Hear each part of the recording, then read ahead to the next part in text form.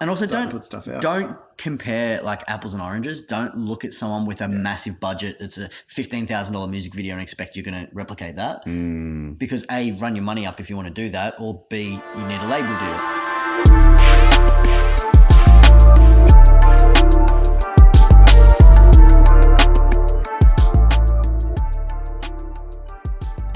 Nice. Welcome back. Welcome back to another episode, the weekly wrap up. We're here. We're here on a Monday this time. Number 30.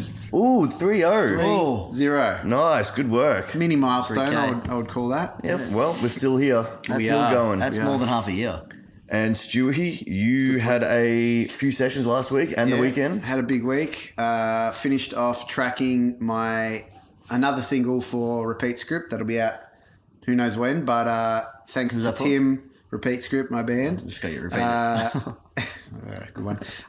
Thanks to Tim from Restless Noise to come out and help with that. And then on the weekend, finished off Rufus Den recording. So started that in between lockdowns last 4 months ago or so. So it was really good to finish that off. So I just got to do some mixing, and then that'll be out whenever they put it out. Nice. Mateo, you've got a new track dropping? Yeah, I'm dropping. When will this come out? This week sometime. All right, so it's probably dropped by now.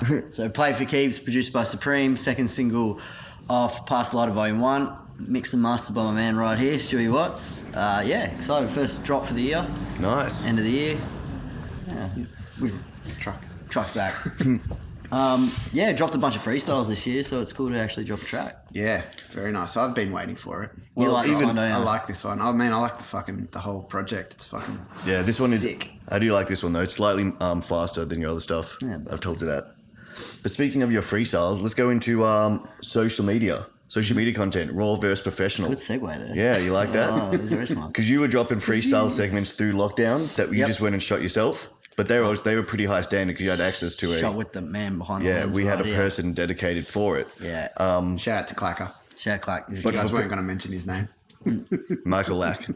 So, but for people who don't have access to a videographer, how do they get in the game and still put out? What's that line between don't put out shit because you think it's going to affect your personal brand due to quality? To be honest, and what is the you got an iPhone now. You can shoot anything or a smartphone. Or a smartphone. You can shoot anything like at a good enough quality to be dropping stuff. Yep.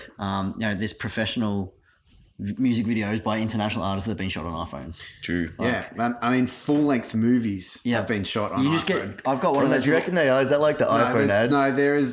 Steven Soderbergh has shot movies on iPhone. Yeah. Right. It's just an out-of-the-box iPhone. There's no little fancy behind-the-scenes tricks and that. We shot it with an iPhone. I bought one of those Osmo, those little mini gimbals. Yeah. You can focus on something and move around and it's seamless. Cost me $150. But I mean, on that you're getting it's looking like cinema. Yeah, you but get a even people are stabilizer. putting filters on things to make them look shitter. Yeah, exactly. So it's true. I mean, just put it out. Yeah, so just learn how to use a smartphone camera, I guess, is the takeaway here. There's so many tutorials. You do have the option. You do have access to put out high professional standard stuff without any DaVinci is free. True. Editing software.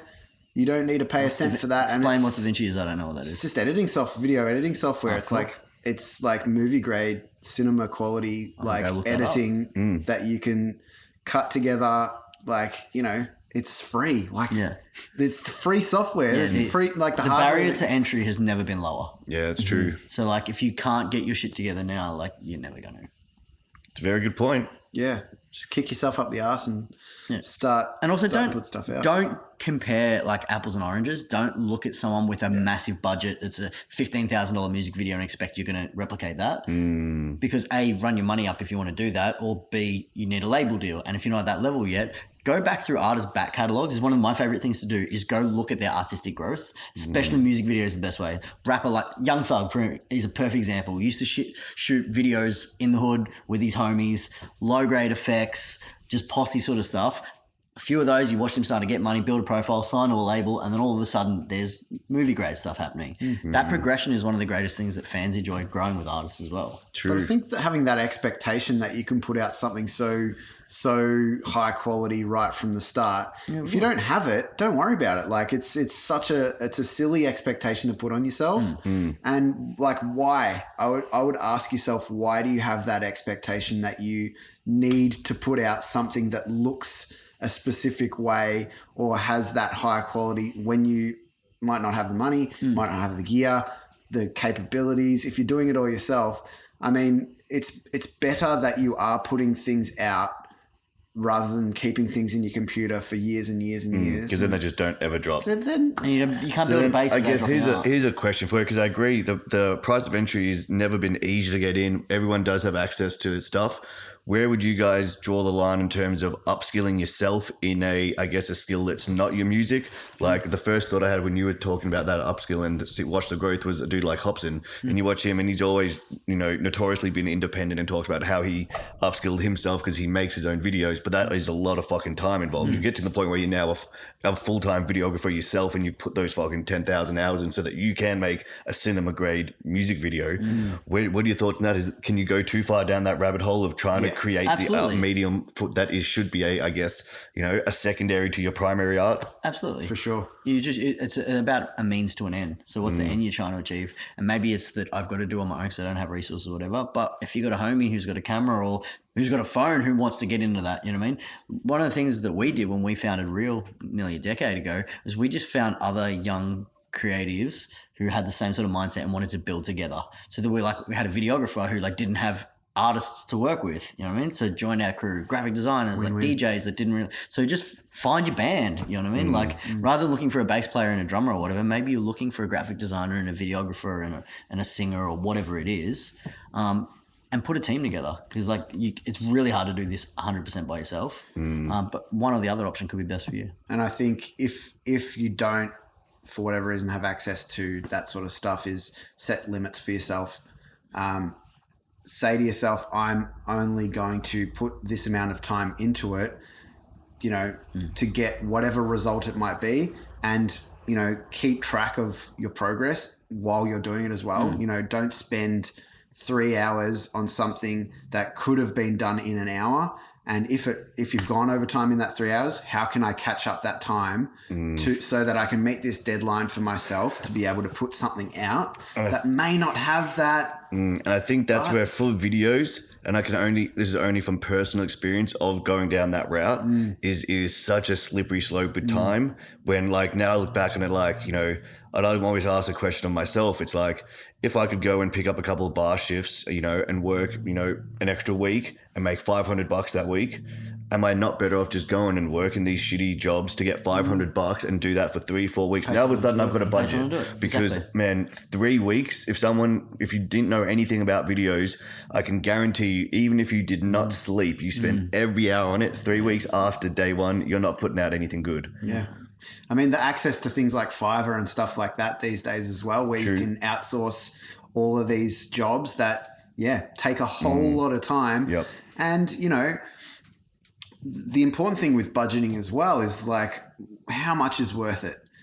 You got to approach it from a pretty logical standpoint. It's like, I'm not going to spend more than this amount of money on this thing. Money versus time. It's like there's those two factors.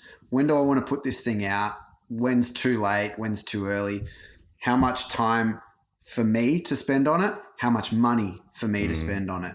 And, like you said, if you can find someone that's wanting to upskill and get better at their craft, and they're not wanting to charge you potentially as much money, but they're willing to put in the time and effort to get this project off the ground because it benefits them, it benefits you. Yep. That's a win-win situation. Exactly. And go to TAFEs. Hit up TAFEs and people who are starting to study videography. Looking for opportunities to do that stuff, yeah. Nice. Well, that was a good chat. Nice. Good thoughts. So pretty much to wrap it all up is use your fucking phone to get into the game. I think that access to technology, as we all know in social media, has never been better, but that does translate to creating content as well, creating the actual medium, and videos on iPhones and smartphones is there. Yep. You can go down the rabbit hole of over-investing your time in upskilling in different areas. So I guess that's where you find the balance. And that's not to say priorities might change. You might pick up videoing and be like, man, I love this so much more than being an artist, and then run with that. But I think it's easy for independent artists to go down, I guess, this rabbit hole and spend too many hours, learning something they probably can outsource. Yep. And this for us is like a conversation between us, but we want everyone that's watching this to have their say as well. Cause we might not know something Yep. that is really important to you as a viewer or a musician or whatever it might be. So hit us up with the leave a comments. comment. As always, if there's anything you want us particularly to talk about, just leave in the comments to DM us, and we'll go through it. If you want to hear more, there's the Marshall Street Podcast and the Music Academy on Spotify. Matthew Craig has got a track dropping soon. Repeat script, new music coming out. So you'll hear more from us next week. Thank you.